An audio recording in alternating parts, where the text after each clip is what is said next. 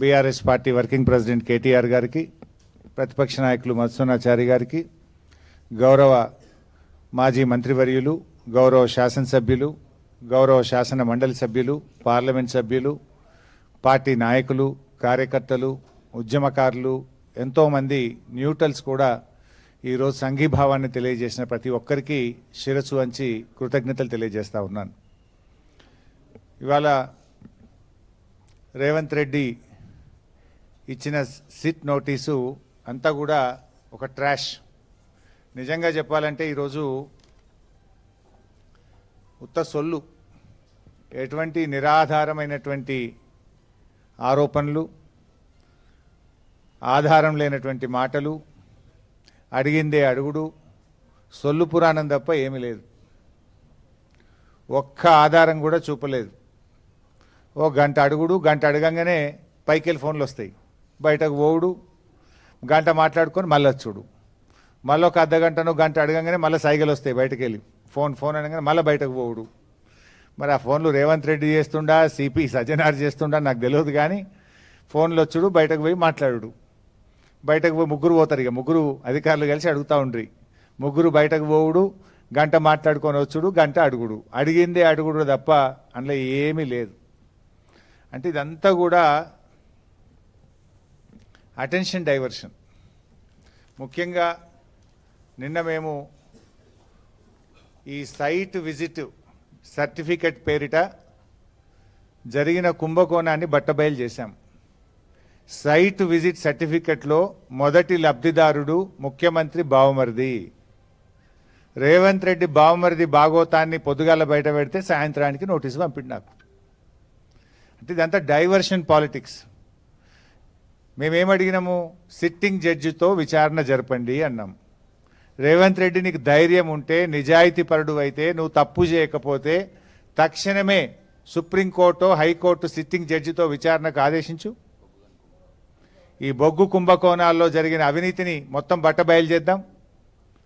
నువ్వు తప్పు చేయకపోతే, నువ్వు నిజాయితీపరుడు అయితే మేము అన్ని ఆధారాలు కూడా మీరు వేసిన సిట్టింగ్ జడ్జి గారికి అందించడానికి సిద్ధంగా ఉన్నాం.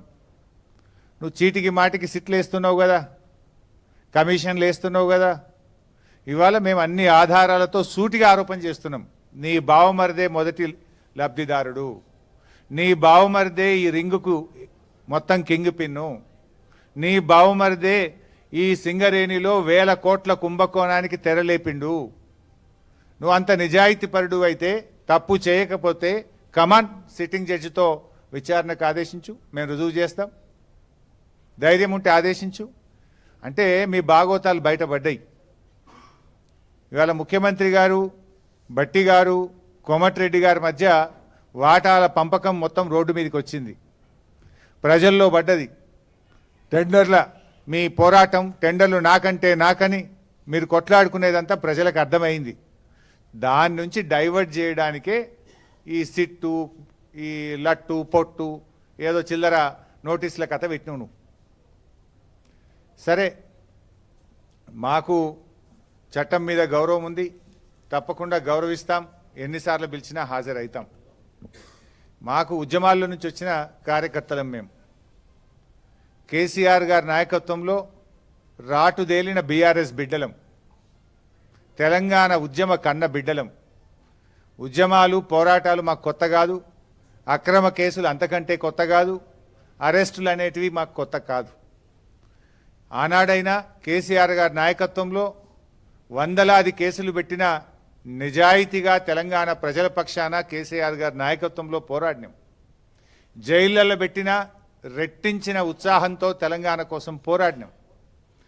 ఇలా మేము మీ కాంగ్రెస్ నాయకుల లెక్క సిట్ నోటీసులు రాగానే పారిపోయేటోళ్ళం కాదు. మీరు పిలిస్తే వచ్చినాం, బాజాప్తా వస్తాం. మీరు ఎన్ని ప్రశ్నలు అడిగినా సమాధానాలు చెప్తాం. ఈ అక్రమ కేసులు, ఎందుకంటే ఇవన్నీ ఇట్లాంటి అక్రమ కేసులు ఆనాడు సమైక్య రాష్ట్రంలో సమైక్యవాదులు మా మీద అనేక అక్రమ కేసులు పెట్టినారు. ఇన్ఫ్యాక్ట్ మీరిచ్చిన నోటీసులు మాకు దక్కిన గౌరవంగా భావిస్తాం. ఎందుకు ఈ మాట అంటున్నా అంటే, పొద్దుగాల నీ బామ్మర్రి భాగవతం బయట పెడితే సాయంత్రం నోటీస్ ఇచ్చినావు. ఇది రాష్ట్ర ప్రజలందరికీ అర్థమైపోయింది కదా. అంటే నువ్వు నీ భాగవతాన్ని బయటపడకుండా ప్రజల్లో పడకుండా అటెన్షన్ డైవర్షన్ కోసం నువ్వు నోటీస్ ఇచ్చినావు. ఈ మాత్రం రాష్ట్ర ప్రజలకు అర్థం కాదా? రాష్ట్ర ప్రజలు అన్ని విషయాలు గమనిస్తూ ఉన్నారు. ఇన్ఫ్యాక్ట్ నువ్వు ఒక ప్రైవేట్ కంప్లైంట్లో కోట్ల రూపాయల డబ్బు ఖర్చు పెట్టి సుప్రీంకోర్టు న్యాయవాదులను పెట్టి నన్ను అక్రమ కేసులో ఇరికించాలని ప్రయత్నం చేసినావు. హైకోర్టు కొట్టేసింది. నువ్వు సుప్రీంకోర్టుకు కూడా పోయినావు. సుప్రీంకోర్టు కూడా కొట్టేసింది. న్యాయం గెలిచింది, ధర్మం నిలిచింది. అయినా నువ్వు మళ్ళా ఇంకో కేసులు ఇరికిద్దాము అని మళ్ళొక సిట్టు పెట్టినావు. ఇప్పటికీ నువ్వు 6 గ్యారంటీలు ఎగబెట్టినావు. నువ్వు యనుమల రేవంత్ రెడ్డి కాదు, ఎగవేతల రేవంత్ రెడ్డి అంటే మానకొండూరు పోలీస్ స్టేషన్లో కేసు పెట్టినావు. రైతు రుణమాఫీ చెయ్యలేదు, దేవుని మీద ప్రమాణం చేసి రైతుల్ని దేవుణ్ణి మోసం చేసినావు రేవంత్ రెడ్డి అంటే యాదగిరిగుట్టల కేసు పెట్టినావు. వరద బాధితుల్ని పరామర్శించడానికి పోతే ఖమ్మంలో రాళ్ల దాడి చేపించి ఖమ్మంలో కేసు పెట్టినావు. ఎవరో ట్వీట్ చేసిందని చెప్పి నా మీద హైదరాబాద్లో పోలీస్ స్టేషన్లో కేసు పెట్టించినావు. ఘోష్ కమిషన్ వేసి కమిషన్ పేరిట డైవర్షన్ రాజకీయాలు చేస్తే అసెంబ్లీ సాక్షిగా ఆ కమిషన్లో ఉన్న విషయాలను కుండబద్దలు కొట్టినట్టు 6 డజన్ మంది మంత్రులు మీరు మాట్లాడినా ఎంత డైవర్షన్ చేసినా ఆ కమిషన్ అంతా డొల్ల అని ఆధారాలతో సహా అసెంబ్లీ సాక్షిగా వివరించాం. నిన్న నీ బామ్మర్ది బొగ్గు కుంభకోణం బయట పెట్టంగానే సాయంత్రం మళ్ళొక సిట్ నోటీస్ పంపినావు. ఇది రాష్ట్ర ప్రజలు గమనిస్తున్నారు. రేవంత్ రెడ్డి పోలీసులను వెనక పెట్టుకొని పిరికి పందలాగా నాకు సిట్ నోటీసులు ఇచ్చుడు కాదు. ధైర్యం ఉంటే రాజకీయంగా ఎదుర్కో. కమాన్ మాట్లాడదాం, ఏడ కొట్లాడదామో కొట్లాడదాం. నీకు ధైర్యం ఉంటే 6 గ్యారెంటీల మీద మాట్లాడదాం, రైతు రుణమాఫీ మీద మాట్లాడదాం, బొగ్గు కుంభకోణం మీద మాట్లాడదాం, ఇండస్ట్రీస్ కుంభకోణం మీద మాట్లాడదాం, భూముల కుంభకోణం మీద మాట్లాడదాం, పవర్ కుంభకోణం మీద మాట్లాడదాం, ఏ కుంభకోణం మీద మాట్లాడదాం. నీ ప్రభుత్వం కుంభకోణాలకు నిలయంగా మారింది.